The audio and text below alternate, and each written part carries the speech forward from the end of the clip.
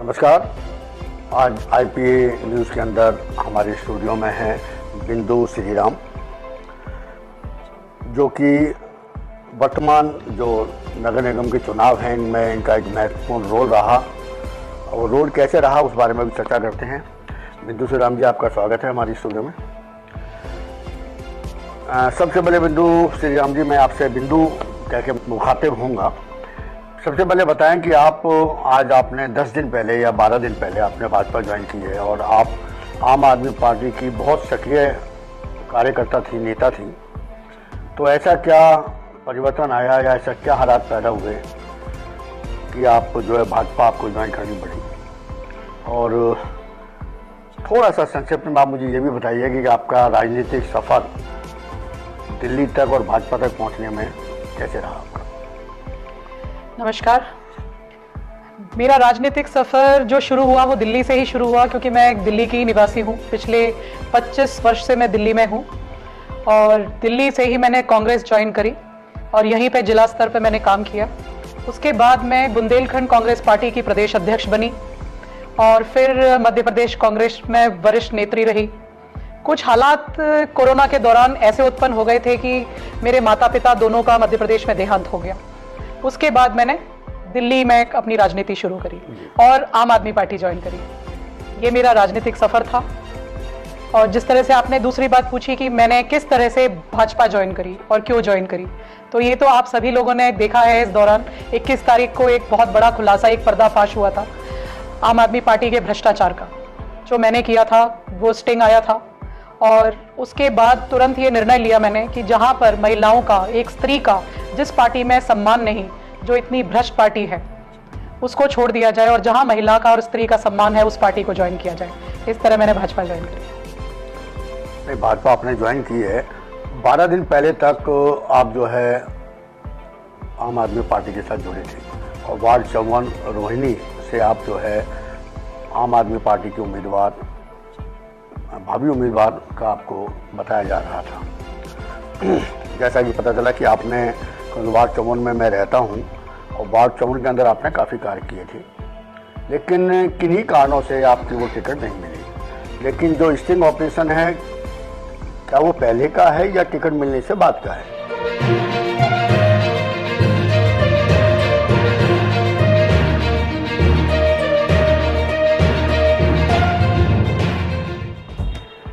आज से ठीक 27 दिन पहले हमारे जितने भी प्रत्याशी थे उनका फर्स्ट लिस्ट में नाम अनाउंस हुआ था, जिसमें हमारे वार्ड का भी नंबर था 54 रोहिणी डी। और ये जो स्टिंग है ये सितंबर एंड का और अक्टूबर फर्स्ट वीक का है। तो स्टिंग पहले इसलिए करा गया था क्योंकि मेरा नाम सर्वे में सबसे ऊपर था, और मैं बिल्कुल धरातल पर जुड़कर और बिल्कुल जनता के साथ जुड़कर मैंने यहाँ पर, जहाँ आम आदमी पार्टी का वर्चस्व नहीं था, वहाँ पर उस रोहिणी में मैंने आम आदमी पार्टी को बसाया। और उसके बाद जब मेरा सर्वे में नाम ऊपर आता है तो मुझसे पैसे की डिमांड करी जाती है। तो ये अरविंद केजरीवाल जी स्वयं कहते थे, हमारे मुख्यमंत्री, कि अगर इस तरह का कोई भी भ्रष्टाचार अगर आपके सामने आए तो आप तुरंत रिकॉर्डिंग करके लेकर आइए और मैं तुरंत उस पर कार्रवाई करूंगा। मैं पार्टी में थी, यही सोचकर मैंने रिकॉर्डिंग करी, और मुझे पूरी उम्मीद थी कि इसके खिलाफ एक कार्रवाई होगी, परंतु कोई कार्रवाई नहीं हुई। जब टिकट अनाउंस हो गए उसके बाद भी मैंने अरविंद केजरीवाल जी से मिलने की कोशिश करी, क्योंकि उन्हें स्टिंग के बारे में पता था। मुझे लगा शायद मैं रूबरू होकर बताऊंगी तो उन्हें ज्यादा अच्छे से पता लगेगा, परंतु उन्होंने मुझसे मिलने से मना कर दिया। और जब मुझे पता लगा कि जिसका मैंने स्टिंग करा था, मैं ये सोच रही थी कि शायद उनके खिलाफ कुछ कार्रवाई हो चुकी है पार्टी के द्वारा, परंतु मेरे पैरों तले जमीन सरक गई जब मैंने देखा 10 तारीख को कि यह सभी लोग जो खुलासा कर रहे थे कि किस तरह से उनको पैसे ऊपर पहुंचाने और कौन कौन लोग इसमें शामिल हैं, वो सभी उन दिग्गज नेताओं के साथ बैठ करके टिकट बांट रहे थे और सबके इंटरव्यू ले रहे थे मात्र एक दिन पहले।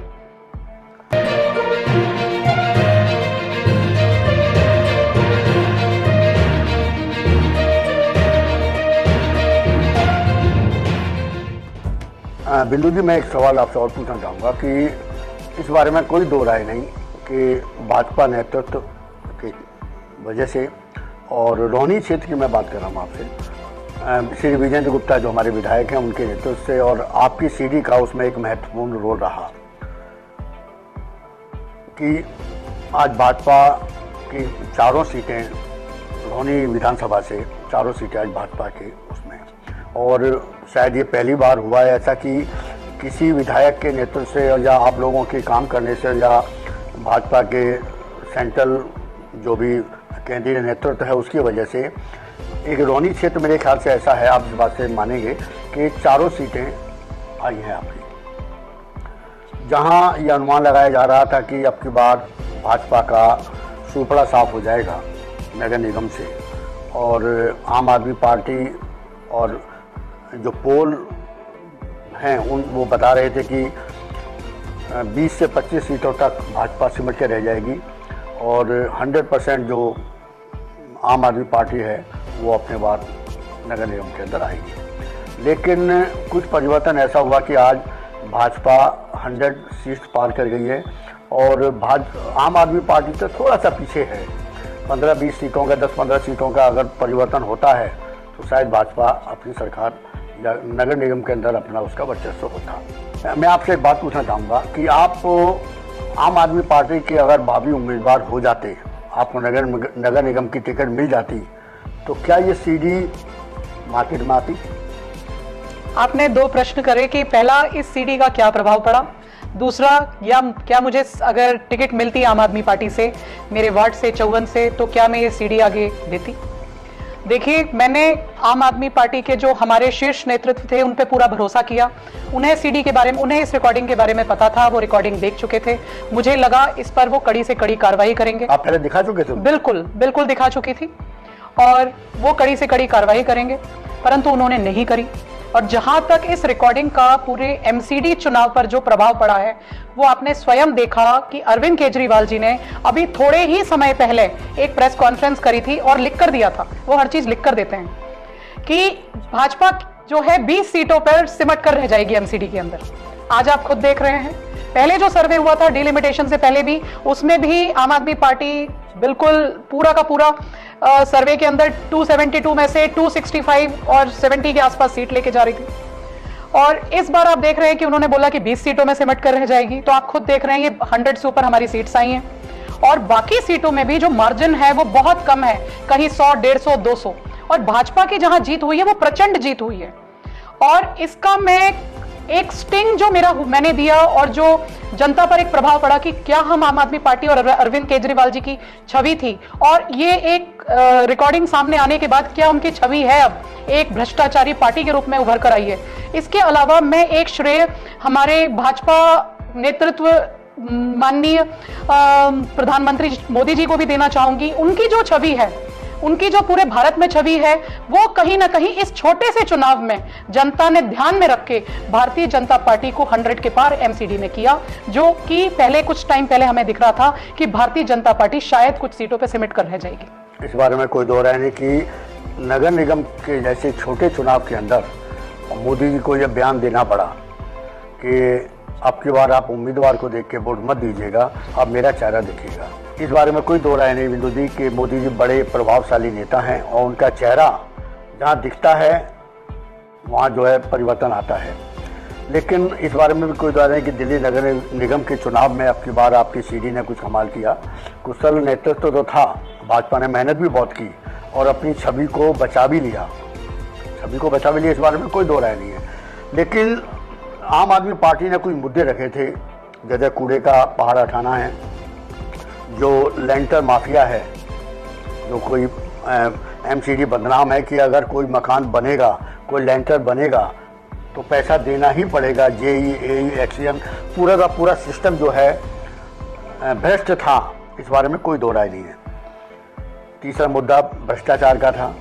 आम आदमी पार्टी ने ऑनलाइन कुछ सिस्टम किए हैं जिससे कि कुछ धांधली भ्रष्टाचार बंद हुआ है। क्या भाजपा इन मुद्दों को उठाएगी? जैसे बरसवा डेयरी के अंदर जो है बहुत बड़ा कूड़े का पहाड़ है, उधर गाजीपुर के अंदर बहुत बड़ा कूड़े का पहाड़ है। आम आदमी पार्टी ने वायदा किया है कि इन कूड़े के पहाड़ों को हम हटाएंगे। और जो लेंटर सिस्टम चल रहा है, हर लेंटर पर पैसा एमसीडी के जेई खाते हैं और वो पहले कह भी चुके हैं कि हमें ऊपर नेताओं को देना पड़ता है, तो क्या वो बंद होगा? बहुत मजे की बात है कि यहाँ पर हम बैठ के भ्रष्टाचार की बात कर रहे हैं। अगर आपने पूरा स्टिंग मेरा देखा है, जो मैंने रिकॉर्डिंग आगे दी है और पूरे भारत की देश की जनता ने पूरा स्टिंग देखा है, उसमें साफ साफ ये दिखाया गया है कि एमसीडी की 250 सीट जो है अरविंद केजरीवाल जी ने करोड़ों रुपयों में बेची है। पहला नहीं, मेरा आप ही के सवाल का जवाब दे रही हूं मैं। आप ये बताइए, कोई पार्षद अगर आम आदमी पार्टी से चुनकर आता है जो करोड़ों रुपए देकर के पहली बार टिकट खरीद के लाता है, तो ये क्षेत्र का विकास और जनता की सेवा करेगा कि अपनी जेब भरेगा? पहला मेरा क्वेश्चन। दूसरा, ये मेरा क्वेश्चन था और आपके सवाल का मेरा जवाब भी था। दूसरा सुनिए आप मुझसे, भ्रष्टाचार की बात कर रहे हैं, कौन सा भ्रष्टाचार आम आदमी पार्टी भारतीय जनता पार्टी के ऊपर साबित कर चुकी है? एक बताइए मुझे। भारतीय जनता पार्टी बहुत सारे भ्रष्टाचार अरविंद केजरीवाल जी की सरकार के ऊपर साबित कर चुकी है। आप खुद देख रहे हैं, स्टिंग पे स्टिंग, और पैसे भी पकड़े गए। स्टिंग पकड़ा गया, पैसे पकड़े गए, एमएलए पकड़ा गया, उनके लोग पकड़े गए। जो भ्रष्टाचार का व्यापार कर रहे हैं वो भ्रष्टाचार मिटाने की बात कर रहे हैं। ये भाजपा के कुशल नेतृत्व और विजेंद्र गुप्ता जी की मेहनत और आपकी सीडी का कमाल था कि आज पूरी दिल्ली के अंदर रोहिणी विधानसभा क्षेत्र ऐसा है जहाँ तीनों विधानसभा सीट बीजेपी के हाथ में आई हैं। दिल्ली में शायद और किसी सीट पर ऐसा, विधानसभा सीट पर ऐसा शायद मेरे ख्याल से नहीं हुआ। एक बात मैं और पूछना चाहता हूँ कि सत्येंद्र जैन के ऊपर एक आरोप लगा रहे हैं आप लोग कि वो तिहाड़ जेल के अंदर उनकी मसाज हो रही है, तो उस बारे में क्या कहना चाहेंगे आप? हम आरोप नहीं लगा रहे, भाजपा आरोप नहीं लगा रही है, ये आप लोगों के सामने है। ये पूरा टीवी पर दिखाया गया है। पर उसमें तो दिखाया गया है कि वो बीमार हैं, उनको उन्होंने प्रिस्क्रिप्शन भी दिखाया है। बीमार है, एक दो आदमी पैर दबा रहे हैं, दो कंधा दबा रहे हैं, एक पीठ दबा रहा है, एक सर की मसाज कर रहा है। आपको लगता है ये आदमी बीमार है? फिर वो बोलते हैं कि इनकी तो फिजियोथेरेपी चल रही है। तो क्या फिजियोथेरेपी? प्रिस्क्रिप्शन दिखाया है मैडम। तो फिजियोथेरेपी तो देखिए ना, कौन कर रहा है, मसाज कौन कर रहा है? एक रेपिस्ट। जब जेल में होते ही रेपिस्ट है तो आप उनसे मसाज करवाएंगे? आप उनको किस तरह का फायदा पहुंचा रहे हैं? जेल का तो एक सिस्टम है, तिहाड़ जेल का एक सिस्टम है। आप एक जेल मंत्री होने का गलत फायदा उठा रहे हैं। अभी तक आप अपने पद से बर्खास्त नहीं करे गए, आप जेल मंत्री हैं, वहीं पर आप मीटिंग्स ले रहे हैं, वहीं पर आप अपने कमरे में जेलर को बुला रहे हैं। सेपरेट इशू है, लेकिन जेल का एक सिस्टम है। जेल के अंदर वार्डन या कोई भी कार्य होता है वो सब कैदी ही करते हैं, कैदी कैदियों के लिए हैं। एक रेपिस्ट दूसरे जो अपराध में अंदर है उसकी मसाज नहीं करता, वो काम करते हैं जो उनको काम दिया जाता है। ये क्या उनको और फायदा पहुंचा रहे थे इन रेपिस्ट को? आप ये बताइए, कहां लिखा है? मैंने तो कहीं नहीं पढ़ा कि जो रेपिस्ट होता है वो मसाज करता है किसी मंत्री की। नहीं, अगर करता है तो वो सामने आकर बोले ना, हाँ जी रेपिस्ट मसाज करता है। जी तिहाड़ के सिस्टम बता दूं, तिहाड़ के अंदर जो भी सजा याफ्ता मुजरिम होते हैं, जिनको उम्र कैद की सजा या लंबी सजा होती है, उनको ये कार्य दिए जाते हैं। क्या कार्य? एक दूसरे की जो नहीं, कार्य दिए जाते हैं जो जेल प्रशासन ने सोचा होता है उनको सुधारने के लिए, वो कार्य दिए जाते हैं। और जिनमें उनकी निपुणता होती है उनको सुधारने के लिए वो कार्य दिए जाते हैं। इस तरह से कोई किसी अपराध में जेल के अंदर बंद है उसकी मसाज नहीं करवाई जाती, जो अपना एक प्रिस्क्रिप्शन दिखा के कि फिजियोथेरेपी बोली गई है। एक सफाई कर रहा है, दो मसाज कर रहे हैं, एक सर की चंपी कर रहा है, और उनके घर के परिवार वाले भी आके उनसे मिल रहे हैं, जेलर भी उनके कमरे में आके मीटिंग कर रहा है। दिल्ली सरकार या केंद्र सरकार उस पर जो भी एक्शन लेगी, क्योंकि मामला पुलिस के अधीन है, ईसीबी के साथ है, वो उस पर कार्रवाई करेंगी। पर मेरा जो पूछना था, सिर्फ छोटा सा सवाल है, क्या इन मुद्दों पर भाजपा अगर सत्ता में नहीं है, क्या इसका विरोध करेगी या इसका समर्थन करेगी? अगर ये काम नहीं होते हैं तो क्या होगा? भाजपा ने कभी भी भ्रष्टाचार, जो नरेंद्र मोदी जी की, हमारे माननीय प्रधानमंत्री जी की जो छवि है, उन्होंने भ्रष्टाचार के खिलाफ, आपने एक भी चीज नहीं देखी होगी कि भ्रष्टाचार निकलकर सामने आया हो। भ्रष्टाचार के खिलाफ उन्होंने स्वयं आवाज उठाई है। अब मैं आपसे कूड़े की बात करती हूं तो कूड़ा आप देख कर आइए, गाजीपुर में काफी परसेंटेज तक कूड़ा हट चुका है। स्वयं केजरीवाल जी 2014 से मुख्यमंत्री हैं, कितनी बार गाजीपुर मंडी की तरफ गए, गाजीपुर उस कूड़े कचरे के ढेर तक गए? आप खुद देखिए ना। आज ये मुद्दा क्यों बन रहा है? उन्होंने दिल्ली की सरकार होते हुए उस मुद्दे को पहले क्यों नहीं उठाया? आज इन्होंने एमसीडी चुनाव जीतने के लिए ये मुद्दा क्यों उठाया है? और वो आपका मतलब है चुनावी मुद्दा है? बिल्कुल। पर कूड़े का बाल हटेगा ही नहीं? क्यों नहीं हटेगा? बिल्कुल हटेगा, बिल्कुल हटेगा। सबसे पहले उन्होंने जो वादे करे थे उन पर तो आई है। उन्होंने बोला था मैं यमुना साफ करूंगा, कर दी? नहीं करी। वो कहते हैं मुझे और, ये तो वही बात हो गई ना, 5 साल और दीजिए, 5 साल और दीजिए। मैं 5 साल तो बहुत बेवकूफ बना चुका हूं, अब मुझे एमसीडी और दीजिए। मुझे बैलेंस बनाना है दोनों सरकार को। मोदी जी का जो था डबल इंजन की सरकार, उन्होंने कहा डबल इंजन की सरकार। ये कौन से डबल इंजन की सरकार है जो आपके अधिकार क्षेत्र में ही नहीं आती है? चलो, आज आम आदमी पार्टी के भ्रष्टाचार की वजह से आपने बीजेपी ज्वाइन की और अभी 5 साल चुनाव के अंदर हैं, और क्या आपको किसी पद से वायदा किया गया या सीधा डायरेक्ट आपने ज्वाइन कर लिया? कोई ऐसा वायदा किया गया कि आपको सम्मानजनक कोई पद देंगे या आपको भाजपा के अंदर ज्वाइन करता है आदमी, कुछ वायदा किया जाता है कि? मैं ना ये सोच करके आम आदमी पार्टी में गई थी, ना मैं ये सोच करके भाजपा में आई हूँ, और ना मैंने ये सोच के अपना स्टिंग उजागर करा, ना मेरी इस तरह से कोई बात हुई थी।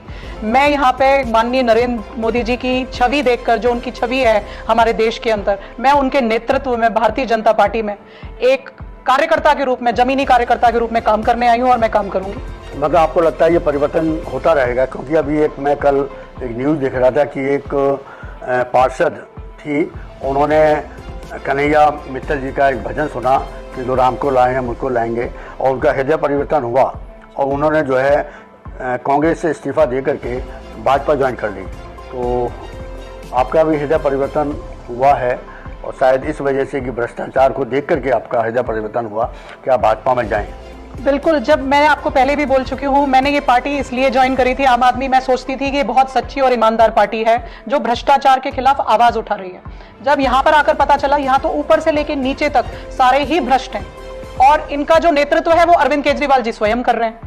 आपने खुद देखा, एमसीडी की 250 सीटें इन्होंने करोड़ों रुपयों में बेच दी। ये भ्रष्टाचार नहीं तो और क्या है। और हृदय परिवर्तन की बात है तो महिला का सम्मान भारतीय जनता पार्टी में आपने खुद देखा, वहां पर महिला का शोषण नहीं है, तो यही कारण है हृदय परिवर्तन। पर इस बारे में कोई दो राय नहीं कि 8-10 करोड़ रुपए देकर के कोई सीट लेकर आता है तो वो एक अच्छी छवि का व्यक्ति होगा, या वो पैसा कमाने के लिए नहीं आया। मेरा मानना है कि बिजनेस बन गया है ये राजनीतिक जीवन। कोई भी कार्य होता है, कोई भी इलेक्शन होता है, उसमें पैसा खूब चलता है, और पैसा कमाने के लिए ही लोग राजनीति में उतर रहे हैं। देखते हैं आगे। बिंदु जी, आपने भाजपा ज्वाइन की है कि आप कितने अच्छा कार्य करती हैं। मेरी शुभकामनाएं आपके साथ हैं कि आप जो है अच्छा करें, जिससे कि हम दोबारा एक बार फिर मिलेंगे। नमस्कार। धन्यवाद।